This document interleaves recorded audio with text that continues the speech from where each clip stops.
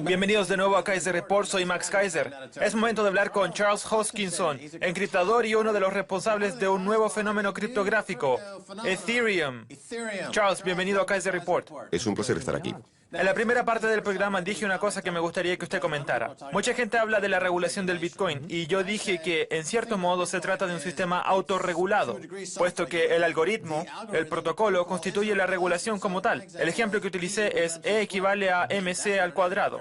Esa fórmula es lo que es y ningún organismo regulador puede llegar y decir que las cosas no son así. No pueden hacer nada para cambiarlo. Es lo que es. Quien regula el protocolo del Bitcoin es el propio protocolo, con independencia de lo que diga cualquier organismo regulador. ¿Es así? Sí y no. Es así en el ámbito de las criptodivisas, es decir, siempre que estemos dentro de la cadena de bloques y del sector digital. Ahora bien, si nos referimos al ámbito de las divisas fiduciarias, ahí la cosa cambia. La regulación puede tener sentido en el sector del intercambio de arte. Así es. Esa siempre ha sido la membrana que separa ambos mundos. Y es ahí donde hay que centrarse. Me imagino que en origen las criptodivisas tienen su propio ecosistema, de forma que no tengan que entrar en contacto con el mundo fiduciario, ¿no? En el mundo fiduciario, siempre que haya que pagar impuestos habrá necesidad de oferta monetaria. Y en lo que respecta al sector digital, cada vez pueden efectuarse más transacciones. Es el caso de África. En Kenia se opera con divisas digitales como el M-Pesa, así que probablemente asistamos a una relación cada vez más estable entre las criptodivisas y el Estado de Derecho. Hasta cierto punto están teniendo más éxito que las divisas fiduciarias. En fin, pasemos a hablar de Ethereum, que para eso lo hemos invitado. En este programa fuimos los primeros del mundo en hablar del Bitcoin, y lo mismo puede decirse del Litecoin. Así que del mismo modo quiero que seamos los primeros en hablar de Ethereum, un capítulo muy importante en la historia de las criptodivisas. Explíquenos un poco en qué consiste. Ethereum no es más que una continuación del experimento con las criptodivisas. Mirando la historia del Bitcoin, vimos dos cosas. Una es la cadena de bloques, la existencia de una base de datos centralizada de la que todo el mundo tiene una copia, y la otra es el sistema de transacciones, con todas esas fichas que pueden enviarse y que se convirtió en un medio de envío de dinero. Pero luego la gente empezó a pedir más funcionalidades. Mercados de predicción, juegos, Wall Street, empresas, leyes, un amplio abanico de elementos que pueden acoplarse a la cadena de bloques. Lo que nosotros decidimos hacer fue, en lugar de seguir añadiendo elementos y funcionalidades, cambiar la propia estructura de la cadena y crear una especie de sistema Android del ámbito de las criptodivisas, de forma que, para instalar todas las funcionalidades, baste con hacer un clic, la cartera, las transacciones abiertas, etcétera, todo incluido en una misma lista. Lo que hace Ethereum es darnos una plataforma sin funcionalidades específicas que nos da la posibilidad de construir las funcionalidades y aplicaciones que queramos. Es decir, tenemos la cadena de bloques, que es algo así como la clave del Bitcoin. Exacto. Y que se utiliza como un estupendo sistema de pago. Es fantástico. Como usted señala, cada transacción incluye todas las transacciones que se han efectuado hasta entonces, lo que ofrece una transparencia absoluta. Y lo que hace Ethereum es permitir un uso distinto de la cadena de bloques. Un uso más abstracto puede utilizarse para casi todo. Como diseñador, mi deseo no es establecer las funcionalidades para todos los usuarios de la comunidad, sino darles la posibilidad de que cada uno de ellos pueda construir lo que desee. Detrás de nosotros tenemos el río Támesis, que fluye hacia la City de Londres. Pues bien, el Támesis podría ser la cadena de bloques, la base del universo del Bitcoin. Y a lo largo del Támesis hay un montón de puntos de acceso al río. Hay muelles, barcos, edificios. Sí. Es decir, se realiza una actividad comercial a su alrededor. Pues bien, lo que hace Ethereum es permitir que la gente pueda acceder al flujo del Bitcoin para construir todo tipo de cosas. Cuando se habla de Ethereum, resulta imprescindible emplear la palabra eficacia. Así es. Antes hablábamos de que todos los contratos del mundo pueden reducirse a 60. Ya sean futuros, opciones, títulos bursátiles, etc. Cuéntenos un poco cómo funcionaría en el caso de Ethereum.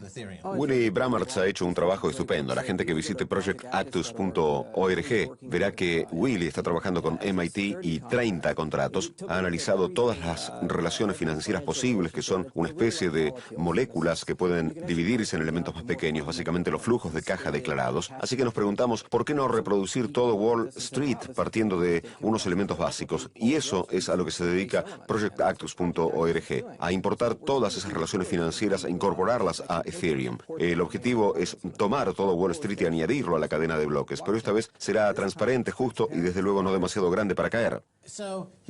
La divisa del Bitcoin está asustando Sí. a los bancos y a los banqueros centrales, que se están poniendo muy nerviosos. Pues bien, Ethereum permite tomar 30 contratos, antes me equivoqué con la cifra, e incluir todo el ámbito de la financiarización, lo que hace posible que todo el mundo pueda acceder a la cadena de bloques y, ¿por qué no?, sacar empresas a la bolsa, crear contratos de futuro, Así es. establecer mercados de predicción, y todo ello con un costo muy reducido. Es decir, se deja fuera de combate, por así decirlo, a todos los elementos que intervienen en Wall Street y en la City de Londres. De algún modo podría decirse que se está provocando su desaparición. ¿No le parece? Se trata de una serie de herramientas nuevas que el usuario puede decidir cómo utilizar. El problema que tenemos hoy en día es que las herramientas disponibles funcionan para 2.000 millones de personas. No funcionan mal del todo, pero no lo hacen para todo el mundo. Así que el objetivo es construir un conjunto de herramientas que funcionen para 7.000 millones de personas y encontrar la manera de que esas herramientas funcionen de forma justa para todas ellas. Lo bonito del Bitcoin es que se ha convertido en el dinero de Internet. Se trata de un dinero justo que funciona igual con independencia de la ubicación del usuario. Y el objetivo de Ethereum es convertirse en el Internet del dinero. Ethereum incluye un montón de elementos, contratos entre personas, contratos inmobiliarios, incluso organizaciones que pueden acoplarse a la cadena de bloques. Pueden construirse motores de consenso, sistemas de reputación, juegos. Se puede hacer lo que uno quiera. Nuestra función es construir los cimientos y que el mundo encuentre las aplicaciones pertinentes. Hay un artículo que sugiere que Ethereum podría sustituir o dejar obsoleto al Bitcoin. No, si hablamos del funcionamiento económico y del diseño del sistema, para nosotros el Bitcoin es como el oro y Ethereum como el petróleo. El Bitcoin es una excelente fuente de almacenamiento de valor. Si se invierte dinero en él a largo plazo, se acaba ganando dinero y nosotros esperamos que siga siendo así, especialmente si tenemos en cuenta el modelo económico deflacionista por el que nos regimos. Ethereum es como un motor computacional gigante al que la gente acopla elementos para hacer las cosas de manera fiable y el combustible que lo alimenta es el Ether, la unidad básica de valor de nuestro ecosistema. Ethereum y el Bitcoin tienen diferentes usos, así que creo que pueden convivir en armonía. Roger Ver dijo hace poco que ambos se complementan. Se complementan. Así es. De acuerdo. Usted es encriptador. Antes del Bitcoin existía una cosa que se llamaba criptografía. Sí. Y el fenómeno de Satoshi Nakamoto y el Bitcoin se basa en la posibilidad de que la criptografía pueda convertirse en una divisa. El poder informático necesario para resolver los problemas computacionales que plantea la criptografía está creando una situación en la que conseguir un grupo de personas que haga eso. En otras palabras, mi pregunta es, ¿qué fue lo que hizo para que se encendiera la luz? Porque la criptografía ya existía antes del Bitcoin. ¿Cuál fue la idea que tuvo Satoshi?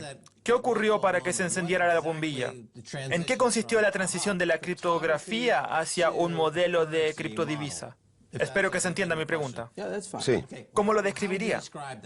El Bitcoin usa dos principios criptográficos primitivos. Uno es el uso del consenso, la idea de la cadena de bloques en la que uno mete una serie de elementos que ya no salen de ahí y en cuya seguridad todos confían. Para ello se necesita un algoritmo de dispersión. Nosotros usamos el SHA-256, el MaxCoin, el SHA-3, que es mejor.